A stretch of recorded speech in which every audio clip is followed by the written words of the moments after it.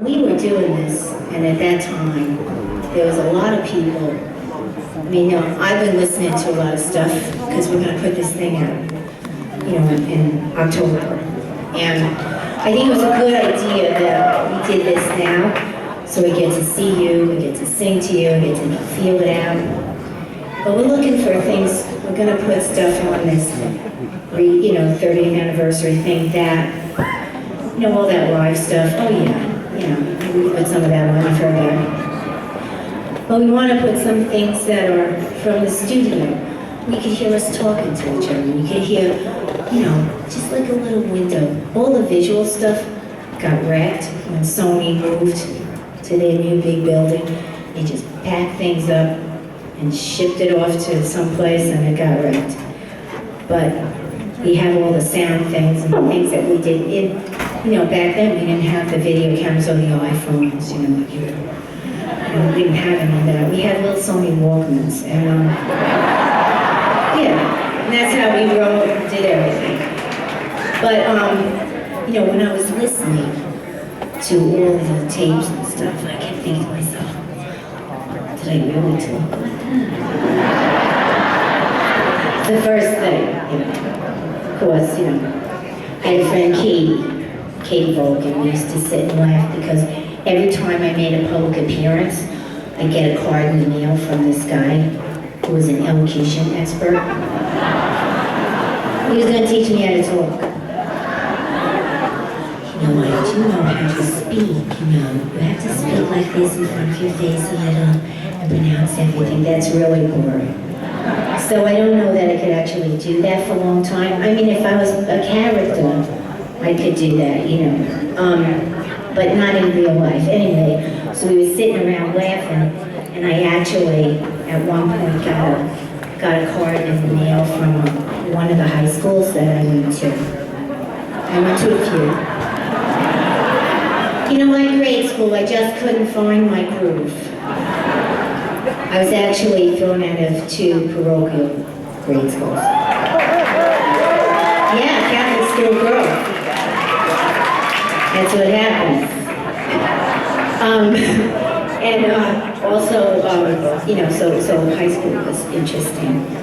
First you think it's a big social thing, and then, then you hit with more work than you even know how to do. So I went to a few different schools. The first school was like a design school, a fashion school, because I wanted to be a singer, but my mom went up and the guidance counselor said, at that point I think that girl was on television and she was an actress, and he was telling her, what do you want her to be, a waitress like you? So he hurt her feelings and everything. Anyway, I wound up going, because I'm Italian, everybody is a cutter or a paddler, or, like way back when, the shoemakers, they were Italian, My fear was to be buried in a pile of dirty shoes. Just so one day, I don't know. So, but anyway, I went to this school and I wasn't, obviously I didn't do so well, and then they put me in a non-achieving genius class in that school.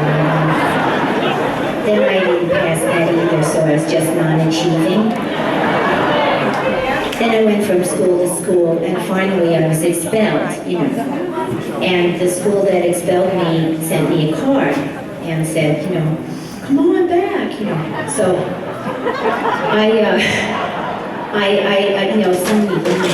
So Katie, my friend, said, well, you should make them nullify the expulsion and give you an honorary high school diploma, because at that point, and even now people get honorary college diplomas, So I said, high school diploma? Okay, fine. So, I thought it was really funny. I had the fruit shoes under the cap and gown and my hair all ironed up like Tintin, And there was my mom,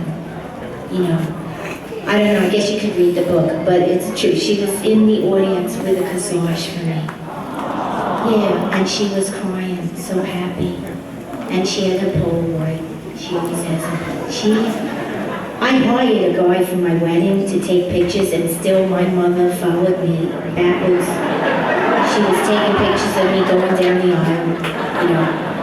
My sister's a lesbian, so she knew none of us. The only one who was going to wear that white dress would be me. That would be maybe. My husband didn't want to marry, he didn't want to feel like he was at a rock concert. So I tried to dress like a straight person. In the end, I think I just had everything going in A.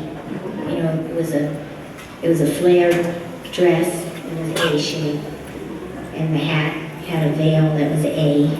And I think the shoes had a little napkin thing on them that were also in the same triangle shape. So the whole thing was kind of a triangle thing, but it was the straightest I could be. And, I never wanted to let him know that, he doesn't, I'm only kidding. You gotta keep the guys away from the shows.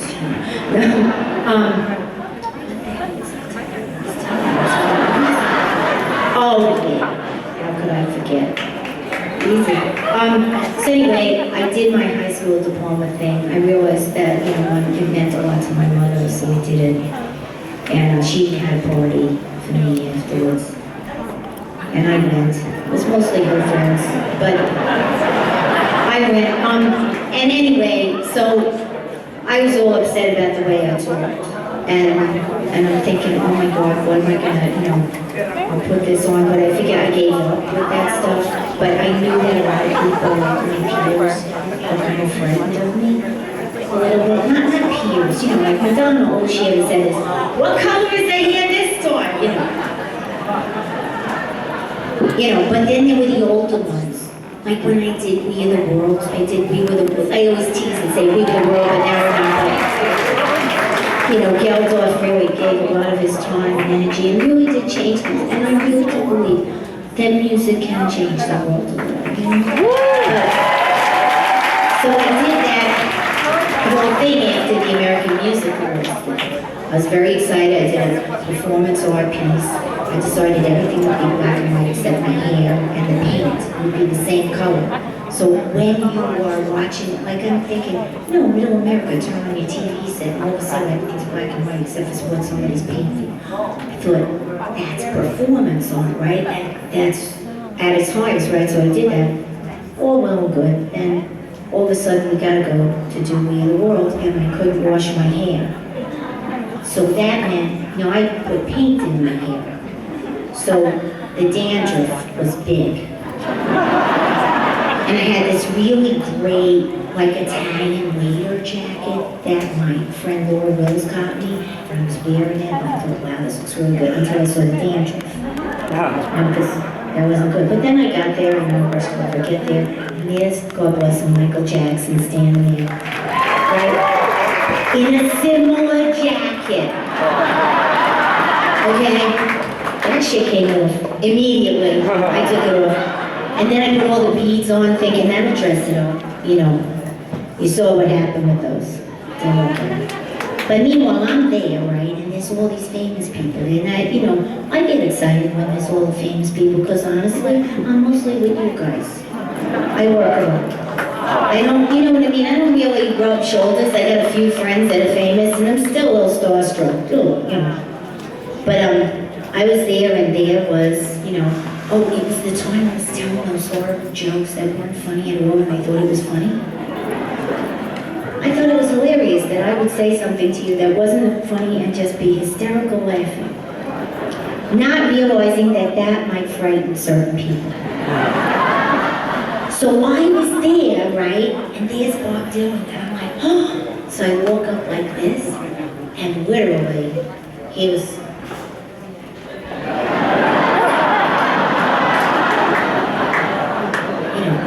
And I just, I realized that, I don't know, they might have thought I was a little weird. And one time at an award show, I saw Ron Wood there, and on the Rolling Stones, and there he is with his little girls. So I go over and I go, yeah, girls just want to have fun, right? And he literally was like,